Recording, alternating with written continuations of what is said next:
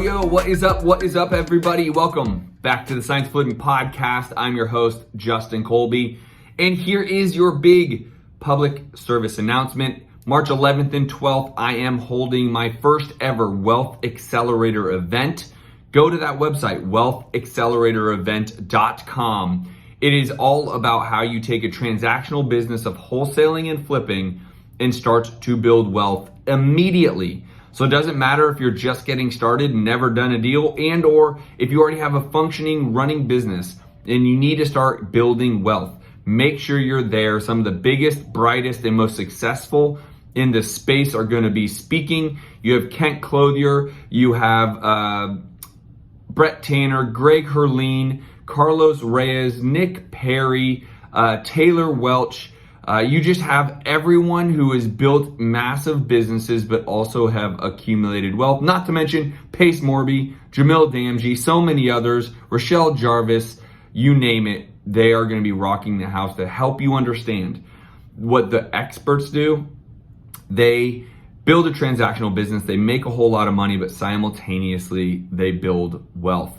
So that is your big public service announcement. Let's get back to the episode of what I want to make sure if you are considering rehab flipping or are rehab flipping, I want to give you 2 or 3 big warnings, big cautionary warnings about rehab flipping right here. Now, rehab flipping has made me a lot of money, but one of the big cautionary warnings is the length of the rehab.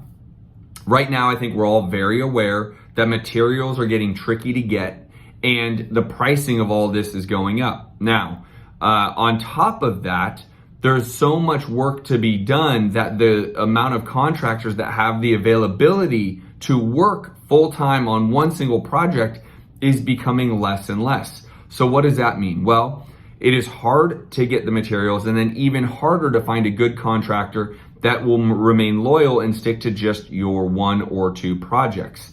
So you have to make sure, if you estimate this to be a 45-day rehab, you need to be building it into closer to 90. Now, if it goes shorter, awesome. High five if it sticks to the 45-day time frame. But based on what I'm seeing, and then also I'm a part of some of the biggest and best masterminds there are, I am seeing nothing but longer time frames when it comes to these rehabs. It doesn't mean it's a bigger rehab. It just means the materials are not getting there on time. The contractors are having to take other jobs to remain busy, and it becomes a scheduling nightmare.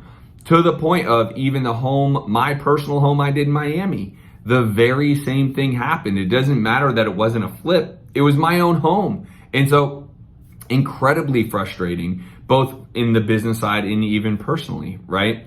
The next big thing that I want to caution you, or at least enlighten you on here if you are going to be rehab flipping, is do not skimp on your flip. Now, I know I had one person in the mastermind this last week who said, you could really just buy a property and do anything to it, just make it clean and put it on the market and it'll sell. Well, there is some truth to that, right? There's quite literally nothing on the market right now. So things that hit the market tend to sell. Now, what I want to show you or talk to you about simply is this iBuyer concept, right? Whether it's Opendoor, OfferPad, Zillow, who went out of business in terms of specifically in this vertical, I want you to realize that the reason why I believe Opendoor just recorded a,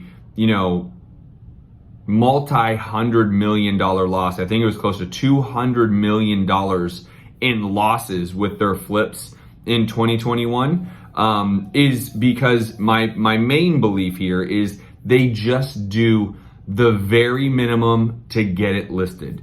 And that is not what people want. Now, as someone who is, sold homes to Opendoor, have walked their properties, they quite literally will leave in a mismatched flooring because the flooring is good enough to keep. And then if they had flooring that's not good enough, so for example, maybe the kitchen is tile and then the tile goes out into part of the living room and then the living room becomes wood.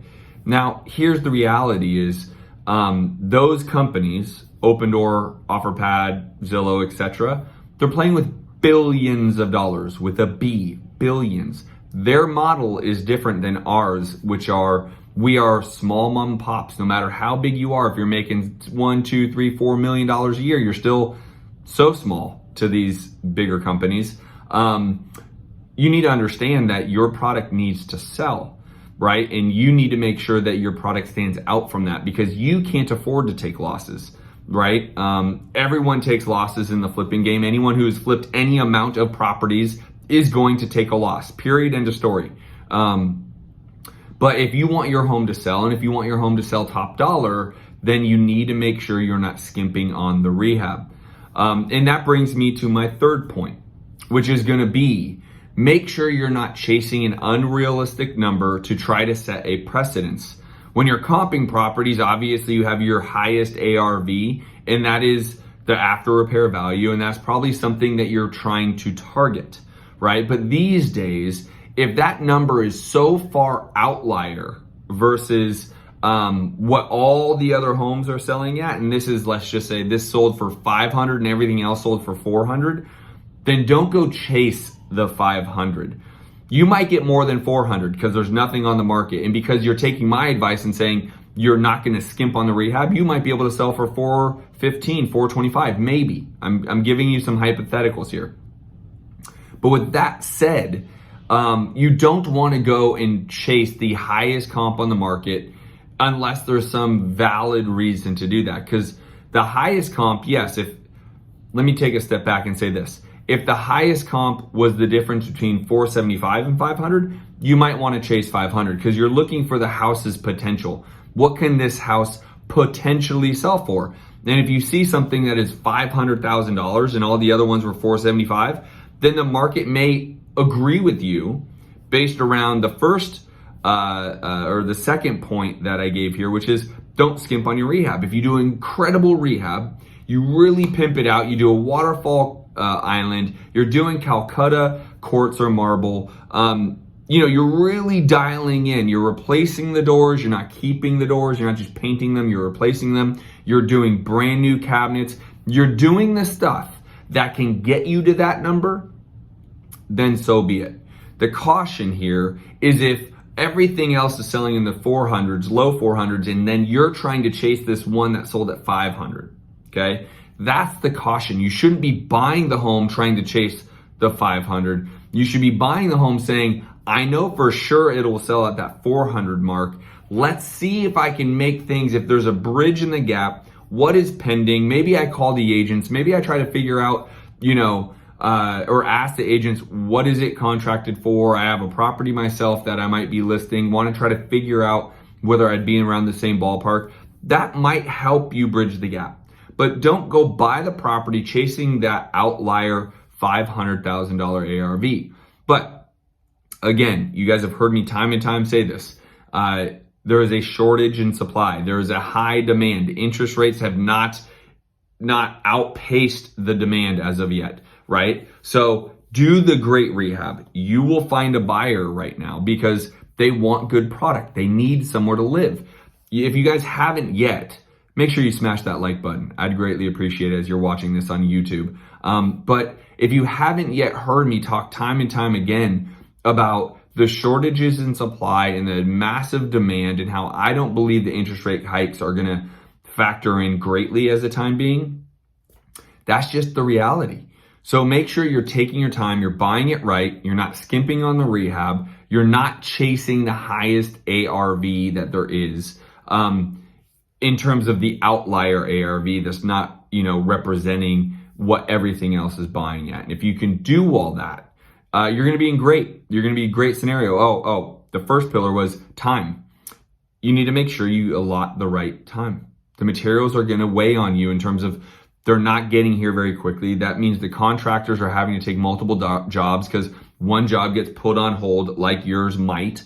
You need to account for all that. And then lastly, and this really rounds it out, is if it's going to take longer, you're going to spend more on the rehab because you're dialing it in, then you're going to ask more. Make sure you have enough money to do this, right? Don't get caught holding a property for 9 months that you thought you might only hold for 4 and not be able to afford, you know, the hard money loan payments, or not to be able to afford the power or water, or even not be able to afford to really do the remodel right to get the higher dollar amount. So make sure you have allotted the right amount of money so you can make sure you can win and do that. So hopefully this has helped you. If you haven't yet, make sure you go subscribe to my YouTube channel, and make sure you go to the wealthacceleratorevent.com, wealthacceleratorevent.com.